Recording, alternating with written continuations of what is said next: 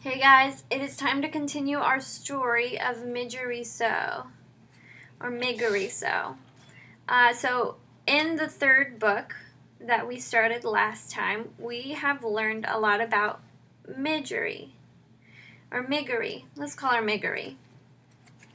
Anyway, we learned that her father sold her for a pack of cigarettes, a red tablecloth, and a hen. And as you may know, that sounds very familiar from book 2, when Roscuro the rat tortured a prisoner by stealing his tablecloth. That was Mig's father. So he's in prison for stealing cows? Yes. And he said that his biggest regret was that he didn't even look back when he gave his daughter away. Now, Mig, ever since she was 6, has been living with Uncle, the man she was sold to. And he is mean. And very often she gets clouded in the ear, which means she gets punched in the ear, and she has cauliflower ears. So that's when your ear swells up and starts to curl in because of the fluid. Now she's basically deaf. And the last time we saw Mig, she saw the princess and the royal family riding on horseback. And she decided she wanted to be a princess. We continue her story in chapter 28, To the Castle. Years passed. Mig spent them time scrubbing the kettle and tending the sheep and cleaning the hut and collecting innumerable, uncountable, extremely painful clouts to the ear. In the evening, spring or winter, summer or fall, Mig stood in the field as the sun set, hoping that the royal family would pass before her again. Gore, I would like to see that little princess another time, wouldn't I? And see her little pony, too, with his tippy-toed feet. This hope, this wish, that she would see the princess again was lodged deep in Mig's heart, lodged firmly right next to the hope that she, Midgeriso, could someday become a princess herself. The first of Mig's wishes was granted in a roundabout way when King Philip outlawed soup. The king's men were sent out to deliver the grim news and to collect from the people of the kingdom of Dor their kettles, their spoons, and their bowls. Reader, you know exactly how and why this law came to pass, so you would not be as surprised as Uncle was when one Sunday a soldier of the king knocked on the door of the hut that Mig and the uncle and the sheep shared and announced that soup was against the law. Do you guys remember why it's outlawed? How's that? Said Uncle. By royal order of King Philip, repeated the soldier, I am sent here to tell you that soup has been outlawed in the kingdom of Dor. You will, by the order of the king, never again consume soup, nor will you think of it or talk about it. And I, as one of the king's loyal servants, am here to take from you your spoons, your kettles, and your bowls. But that can't be, said Uncle. Nevertheless, it is. What will we eat? What will we eat with it? Cake, suggested the soldier, with a fork. And wouldn't that be lovely, said Uncle, if we could afford to eat cake? The soldier shrugged. I am only doing my duty. Please hand over your spoons, your bowls, and your kettles. Uncle grabbed hold of his beard. He let go of his beard and grabbed the hair on his head. Unbelievable, he shouted. I suppose next the king will be wanted my sheep and my girl, seeing all those are the only possessions I have left. Do you own a girl? Said the soldier. I do, said Uncle. A worthless one, but still she's mine. Ah, said the soldier, that I am afraid is against the law too. No human may own another in the kingdom of Dor. But I paid for her fair and square with a good laying hen and a handful of cigarettes and a blood-red tablecloth. No matter, said the soldier, it is against the law to own another. Now you will hand over to me, if you please, your spoons, your bowls, your kettle, and your girl. Or, if you choose not to hand over these things, then you will come with me to be imprisoned in the castle dungeon. Which will it be?" And that is how Megariso came to be sitting in a wagon full of superlated items next to a soldier of the king. "Do you have any parents?" said the soldier. "I will return you to them." "Eh? A ma?" shouted the soldier. "Dead," said Mig. "Your pa?" shouted the soldier. "I ain't seen him since he sold me." "Right. I'll take you to the castle then." "Gore," said Mig, looking out the wagon in confusion. "You want me to paddle?" "To the castle," shouted the soldier. "I'll take you to the castle." "The castle? Where the itty-bitty princess lives?" "That's right." "Gore," said Mig. "I aim to be a princess, too, some day." "That's a fine dream," said the soldier. He clucked to the horse and tapped the reins, and they took off. "I'm happy to be going," said Mig, putting a hand and gently touching one of her cauliflower ears. "Might as well be happy, seeing that it doesn't make a difference to anyone but you if you are or not," said the soldier. "We will take you to the castle, and they will set you up fine. You will no longer be a slave. You will be a paid servant." "Eh?" said Mig. "You will be a servant," shouted the soldier, "not a slave." "Gore," said Mig, satisfied.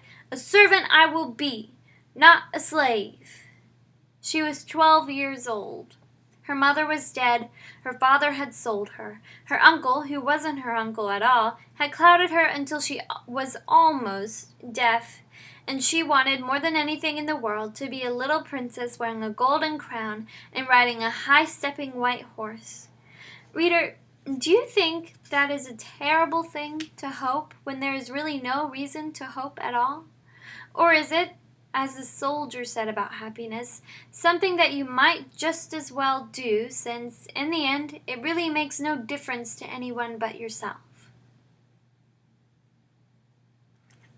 Chapter 29. Start with the curtsy and finery with the... Start with the curtsy and finish with the thread. Megariso's luck continued. On her first day on the job as a castle servant, she was sent to deliver a spool of red thread to the princess. "Mind," said the head of the serving staff, a dour woman named Louise. "She is royalty, so you must make sure you curtsy." "How's that?" shouted Mig. "You must curtsy," shouted Louise. "Gore," said Mig. "Yes'm." She took the spool of thread from Louise and made her way up the golden stairs to the princess's room, talking to herself as she went. "Here I am, off to see the princess, me, Megariso, seeing the princess up close and personal-like. And first off, I must curtsy because she is the royalty." At the door to the princess's room, Meg had a sudden crisis of confidence. She stood a moment, clutching the spool of thread, muttering to herself. "Now how did that go?" She gave the princess the thread, and then gave her a curtsy. No. First the curtsy, and then the thread. "That's it. Gore, that's right. That's the order. Start with the curtsy, and finish with the thread." She knocked at the princess's door. "Enter," said the pea. Meg, hearing nothing, knocked again. "Enter," said the pea. And Meg, still hearing nothing, knocked yet again. "Maybe," she said to herself, "the princess ain't home." But then the door was flung wide, and there was the princess herself, staring right at Megariso. "Gore," said Meg, her mouth hanging open. "Hello," said the pea. "Are you the new serving maid? Have you brought me my thread?" "Curtsy I must." She gathered her skirt and dropped the spool of thread, struck a foot out, and stepped on the spool, rocked back and forth for what seemed like quite a long time, both to the watching princess and the rocking midge, and finally fell to the floor with a miggish thud. "Whoopsie," said Megariso. The pea could not help it. She laughed. That's all right, she said to Meg, shaking her head. It's the spirit of the thing that counts. How's that? Said Meg. It's the spirit of the thing that counts, shouted P. Thank you, miss, said Meg. She got slowly to her feet. She looked at the princess. She looked down at the floor. First the kersey, and then the thread, Meg muttered. Pardon? Gore, said Meg. The thread! She dropped to her hands and knees to locate the spool of thread. Then she found it. She stood back up and offered it to Pete. I brought you your thread, didn't I? Lovely, said the princess as she took the thread from Meg. Thank you so much. I cannot seem to hold on to a spool of red thread. Every one I have disappears somehow. Are you making a thing? Asked Meg, squinting at the cloth in Pea's hand. I am making a history of the world, my world, said the Pea, in tapestry. See, here's my father, the king, and he is playing the guitar because that is something he loves to do and does quite well. And here's my mother, the queen, and she is eating soup because she loves soup. Soup! Gore! That's against the law! Yes, said the princess. My father outlawed it because my mother died while she was eating it. Your ma's dead? Yes, said the Pea. She died just last month. She bit her bottom lip to stop it from trembling. Ain't that the thing, said Meg. My ma's dead too. How old were you when she died? Bold was I? Said Meg, taking a step back, away from the princess. I'm sorry then. No, how old? How old were you? Shouted the Pea. Not but 6, said Meg. I'm sorry, said the princess. She gave Meg a quick, deep look of sympathy. How old are you now? 12 years. So am I, said the princess. We're the same age. What's your name? She shouted. Miggery So. But most just calls me Meg. And I saw you once before, princess. You passed me by on a little white horse. On my birthday it was. I was in the field with uncle's sheep, and it was sunset time. Did I wave to you? Asked the princess. Eh? Did I wave? Shouted the Pea. Yes, nodded Meg. But you didn't wave back, said the princess. I did, said Meg, only you didn't see. Some day I will sit on a little white horse and wear a crown and wave. Some day, said Meg, and she put a hand to touch her left ear. I will be a princess too. Really? Said the Pea, and she gave Meg another quick, deep look, but said nothing else. When Meg finally made her way back down the golden stairs, Louise was waiting for her. How long, she roared, did it take you to deliver a spool of thread to the princess? Too long, guessed Meg. That's right, said Louise, and she gave Meg a good clout to the ear. You are not destined to be one of our star servants. That is already abundantly clear. No, ma'am, said Meg. That's all right, though, because I aim to be a princess. You, a princess? Don't make me laugh. This, reader, was a little joke on Louise's part, as she was not a person who laughed, ever, not even at a notion of as ridiculous as Miggery So becoming a princess. And we will stop there for now. But look, there's a picture of Meg slipping over the spool of thread.